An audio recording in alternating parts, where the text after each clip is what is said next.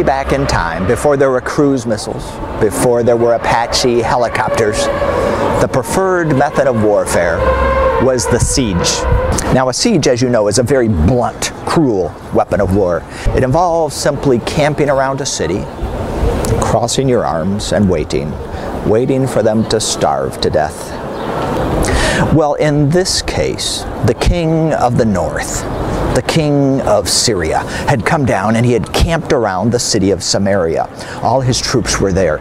Inside the city, things progressively grew worse and worse. The food was in short supply, the water was in short supply, and of course the garbage stacked up. It stunk inside. It was miserable inside. Tension flared. Anger was evident all over. People were desperate. One day, the king of Samaria was out making his daily rounds, walking along the parapet wall, when two women approached him. The one woman said to him, "O king, will you help me?" He said, "Of course. What shall I do for you?" "Perhaps I should go out to the wine press and bring you some wine? Or would you like me to go to the threshing floor and bring you some wheat?" "Sorry, ladies, what would you like? How can I help you?" The one lady said, "This woman and I agreed, and it pains me to tell you this, but we agreed to eat our own children. Yesterday, we brought out my son, we boiled him, and we ate him. And now today, this woman will not bring out her son. Give me justice, make her bring out her son so we can eat them." When the king heard this, he took his kingly robes and he tore them in two. The people who were watching gasped in horror, because under his robes, under the pretension of everything's okay, he already had on the sackcloth.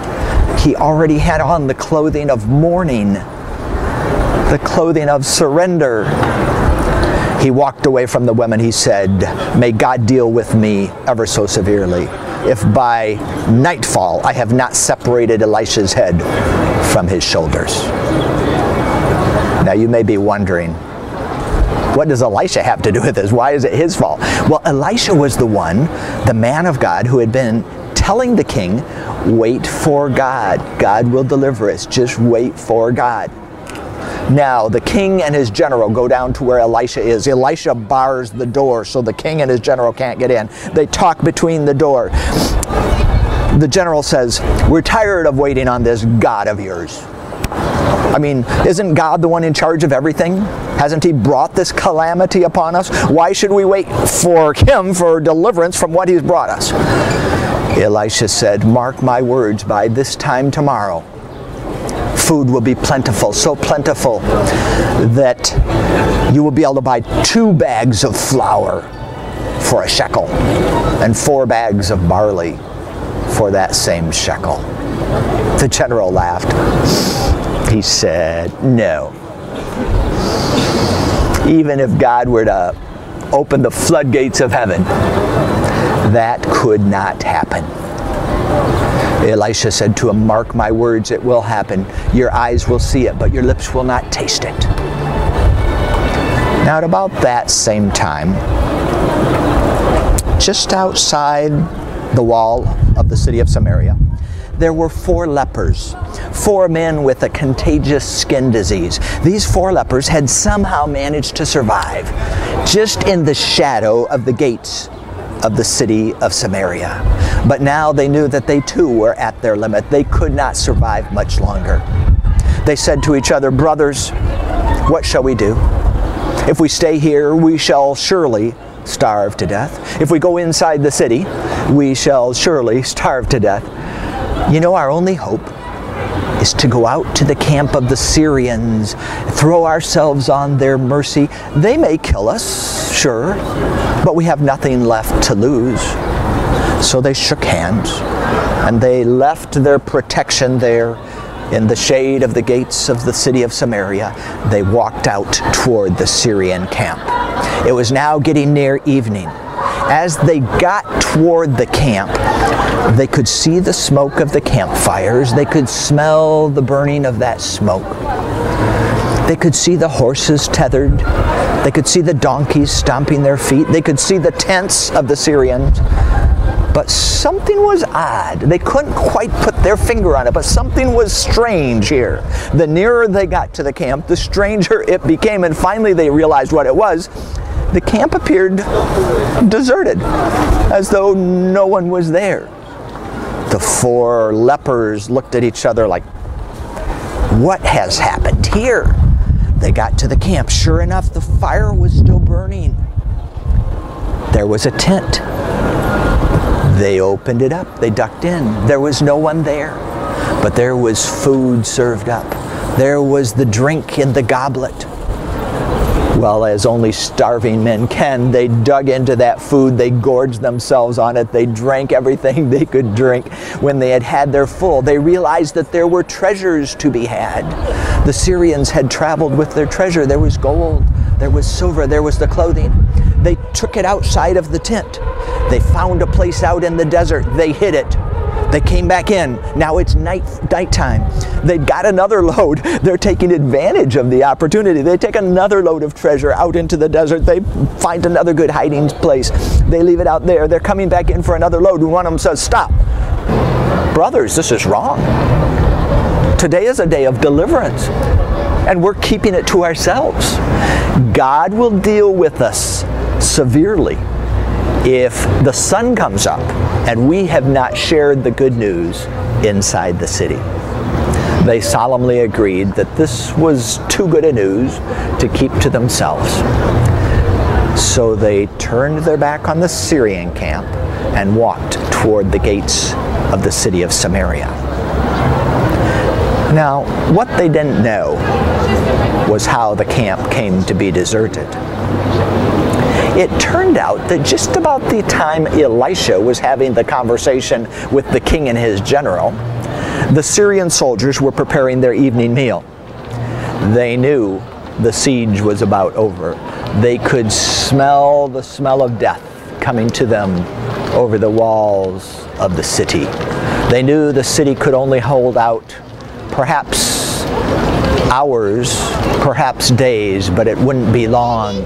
And they would run into the city. They would get new slaves. They would get new women. They would get the riches of the city of Samaria and take them back to Syria.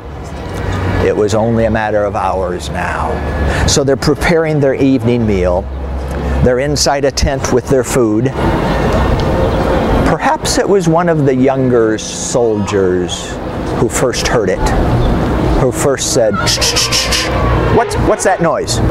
They all said, oh, what noise? There's no noise to hear. But he did hear it. No, shh, hey you guys, quiet. What's that noise? They listened. It grew quiet, and now they could all hear it. The older soldiers, the veterans, knew that noise. They recognized that sound. They had heard it before. It grew louder. The rumbling, the stomping. This was the sound of a mighty army. This was the sound of thousands, tens of thousands of foot soldiers. This was the creak of chariot wheels. This was the neighing of war horses. This was the sound of a mighty army. One of them stood up and said, you know what this is? Somehow the Samaritans have snuck out an envoy. They've gone to Egypt. They've hired the army of Egypt and they've come against us. All is lost. We're ruined. Run for the hills. Save yourself if you can. And in a panic, the Syrians abandoned their camp. They ran down the road. They ran as fast as they could. They threw everything to one side in their haste to get back across the river, to get into the safety of Syria. And now the 4 lepers arrived in the middle of the night. They knocked on the gate. The gatekeeper comes. Who is it? It's us, the 4 lepers. What do you want? Hey, we've just been out to the Syrian camp and guess what? They're gone. There's nobody there. Right. No, really, we were there. Go tell the king. The gate guard shouted to the next guard, The lepers say the Syrians are gone, there's plenty of food. And that guard shouted to the next guard. The voice was heard throughout the city. The lepers say the Syrians are gone, there's plenty of food. It finally got to the king. They woke up the king. It's still the middle of the night. They say, King, good news. The lepers went out. You know the 4 lepers who lived outside the gate? They went out to the Syrian camp. They say the Syrians are gone. Ah, said the king. This is simply a trap. They have set an ambush.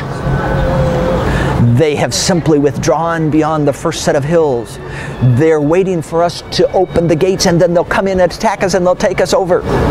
One of his aides said, here's what we should do, king. Just send out a small search party. Just send out a small group of men. If they die, they die. We're all going to die anyway. The king said, yes, you're right. So they prepared a chariot, hooked up a few horses to it. Quietly, they opened the gates. Quietly, that little search party snuck out. They quickly shut the gates and barred them again. That search party got out to the camp. They found it just as the lepers had described it. There were no Syrians there. They went out beyond that first row of hills. There were no Syrians hiding there. In fact, all the way, they followed the path, all the way down to the Jordan River. They found strewn along the path the weapons of war that the Syrians had thrown off in their haste to flee. They found even clothing there. They were in such desperation to get back home to the safety of Syria. The chariot turned around, came back into the gate. They opened the gates, they let them back in, they reported to the king. King, it's just as the 4 lepers said. The Syrians are gone. They've completely abandoned their camp, and there's plenty of food. There are plenty of riches there. The king said to his general, the one upon whom he was used to leaning on his shoulder. He said to his general, General, I'd like you to go down and open the gates so the people can go out and get the food. The general went down, but by this time the whole city was almost in a riot as people pushed up against the gates. They were desperate to get out. Among them, the 2 women. The general somehow manages to get the gate open, but as he opens it, in their desperation, the townspeople run over him. Hundreds of them running over him. They trample him to death. So the words of the prophet came true, that he did see the provisions of food that day, but his lips did not taste it, because he had said, ha! Even if God were to open a window in heaven, that could not happen. And that's one small part of God's big story.